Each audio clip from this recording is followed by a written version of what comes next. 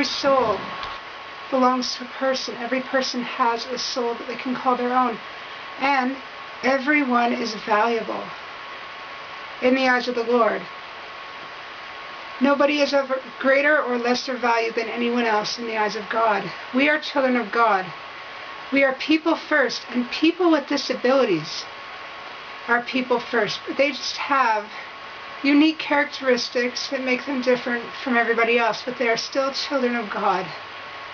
And He loves them, and Jesus Christ died for all of us, whether or not we have a disability. Christ died that we might all find joy in what we agreed to do when we came to the earth. Everyone is a soul of great, infinite worth, whether or not they are different than everyone else. Disabilities, whether visible or invisible, aren't bad things. So don't diss the abilities that everyone has. For the atonement allows us to focus on the ability and not the disability. So don't be afraid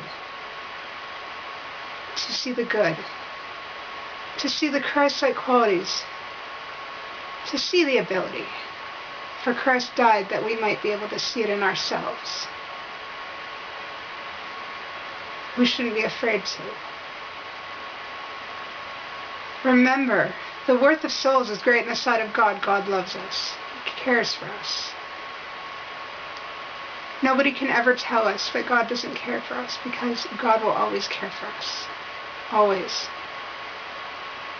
So let's look at what we can do instead of what we can't. For with God's help, all things are possible. All we have to do is ask. If we lack wisdom, let us ask of God, who giveth to all men liberally, and upbraideth not, and it shall be given him. So what are you waiting for? Ask.